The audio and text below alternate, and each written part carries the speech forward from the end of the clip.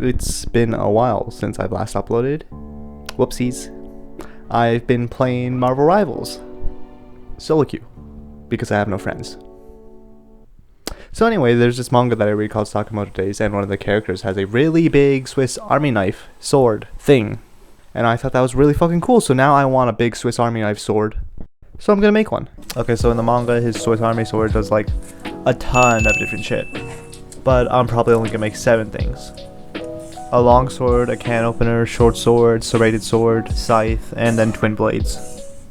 So what I'm planning to do is I'm gonna have a spacer made out of like aluminum or something, and I'm gonna put a sword on top of it, put another spacer, put another sword, and then just keep layering it up like that. So for this Swiss Army sword, you're going to need metalworking, welding, forging, blacksmithing, and that is all stuff that I have never fucking touched in my life. Absolutely zero experience. Like, I have no fucking clue what I'm doing, so, yeah. To make the swords, I'm going to be using 5160 spring steel. The internet said it would be good for swords, so yeah. And the steel is way too long right now, so I need to cut it to size with an angle grinder. Using an angle grinder for the first time, and angle grinders are actually fucking terrifying. It's literally just a spinning disc that spins really, really, really fucking fast, and it can kind of just shatter whenever and send shrapnel everywhere, you know, into your face. There's also skill when it comes to using an angle grinder. Skill that I don't have because I'm using it for the first time. So it took me like 30 minutes just to cut this thing in half. After that, I need to cut out the actual rough shape of the sword, and this is going to be the long sword. You might notice here, steel is shaking. It also goes left and right. It does that because I clamped it to a chair that spins. Why did I clamp it to the chair that spins? I don't fucking know. Now, I could have found something else to clamp it to, you know, something that doesn't spin, but instead, I just stepped on it to hold it down. Which is totally safe. Totally. After those pieces were cut off, I took it to the sander to clean up the shape. For the bevels, I set the rest table at the lowest angle, but even that is way too steep. This thing was not made for swords. So next I tried this. I put the rest table back to normal, blade perpendicular to it, and just leaned it into the sander, which kind of worked, yeah, but slight problem, it can get stuck. Which makes my bevels look really shitty because it takes away too much scale. Next thing I tried was laying the sander flat and holding the blade into it, which I think worked best. And this is what I did for every other blade. So after a lot of sanding, I got the longsword kind of finished. There's still a lot of things I need to do before I can sharpen it and make it an actual sword. Before I sharpen it, I need to make it hard, and I want to do the hardening in a group batch, so I need to make a few more swords before I do that. So that means a shit ton more grinding and a shit ton more sanding. This is what I managed to finish: the long sword earlier, can opener, short sword, and twin swords. You can see where I want to put the scythe and the serrated sword, but they're still just solid chunks of steel. So now I need to drill holes in the swords to actually make them pivot around a rivet. But drilling through high carbon knife steel is really fucking hard. I think it might actually be impossible. It took me like 5 hours of drilling and trying some weird shit, and I barely even made a dent in the steel. So I bought a drill press.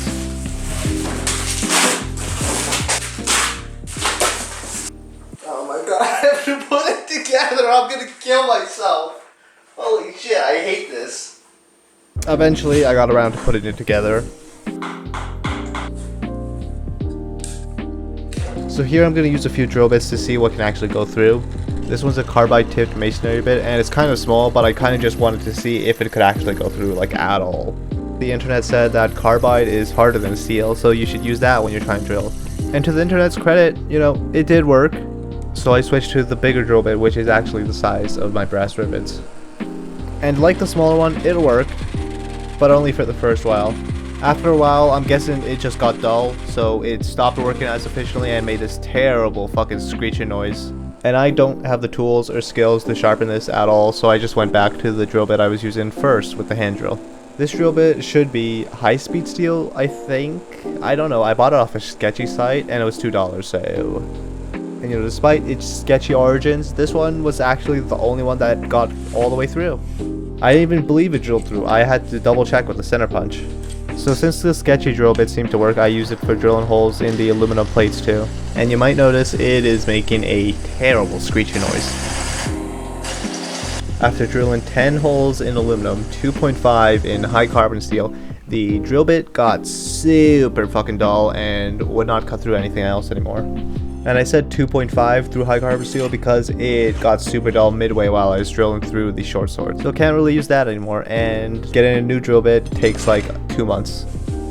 Next, it was time to figure out how to use a welder. I'm going to weld a steel pipe to a base so that I can have a container for quenching my swords and also tempering them. Honestly, I thought that would work if I just tapped the wire to the work material while it's clamped. But no, the current isn't always live. I thought it was, but it's not. And it took me like 15 minutes of tapping the wire to the pipe to figure out that's not how it works. The current only flows if you pull the trigger on the gun. Which, you know, it's smart design, okay, yeah, that's fair. I'm not complaining about that.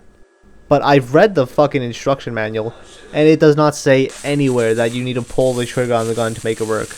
And as someone with zero experience in welding, I thought it was just always active, so I don't see how this is on me. Alright, so the welds are really shitty. I don't care, I don't know what you expected from first time weld.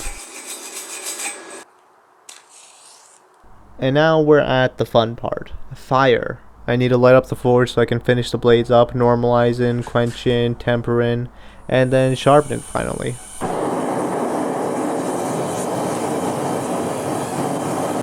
First I need to normalize them, which is just getting them really hot, letting them cool down, and then getting them really hot again, and do that like 3 times for each blade. What it should do is release stress in the steel accumulated from whatever, which helps with preventing cracks and warping. After I did that for all the blades, it was time for quenching, and to start off I heated up this random piece of steel I found in the garage. I'm using this piece of steel to heat up the oil, which should make it less thick, which should stop the air bubbles from fucking up my swords during the quench. And then it was actually time for quenching. Basically what quenching is you get your swords hot and bothered, then give them a hot oil bath to keep them hard. Yep, that's fucking going in there, wow. Now quenching is probably the most stressful step because anything that can go wrong really goes wrong here. The blade catching on fire is probably the least stressful part about this because once you pull it out, it might be really warped, it might have a ton of cracks, or it might just actually have a really bad crack and like snap in half.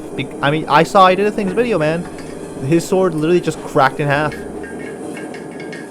And you know, the quench wasn't actually bad. I barely had any warpage. After the blades have cooled for a while, I need to dunk them back in the oil and give them another hot oil bath. This is called tempering, or heat treatment, or whatever else the internet calls it. There's a lot of different names for some reason. Basically, after quenching, the sword is way too hard, making it really brittle and easy to shatter. So people temper or heat treat the blades to make them softer just a bit. So I took the burner from my forge, pointed at the pipe until the oil was 400 degrees Fahrenheit, and then just left it like that for about an hour.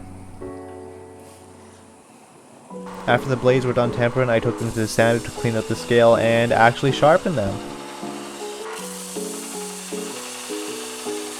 And of course, once they were sharpened, it was time to test them out on some stuff. And for the test, I'm only going to be using the twin blade because it's a little awkward to hold the can opener and the longsword since they were made to be inside of the Swiss Army knife.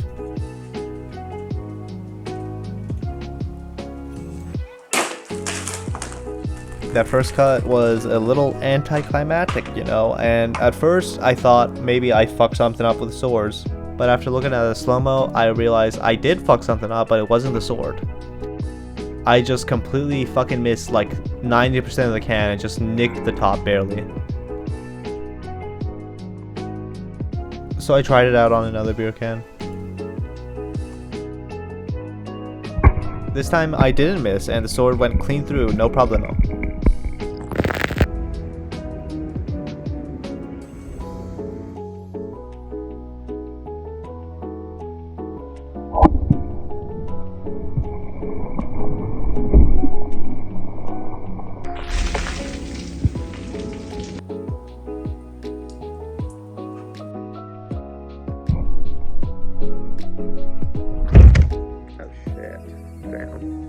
Alright, so now that I know that the swords work, I'm going to stick them on the spacer.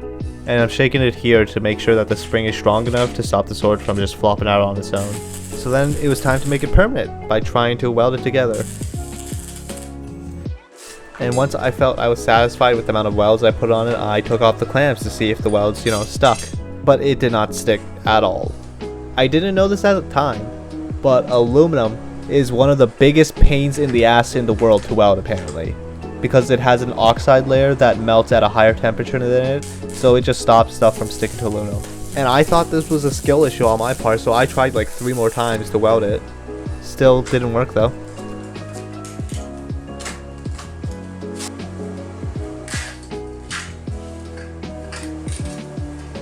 And then the next day I bought some stainless steel brushes because those are supposed to remove the oxide layer.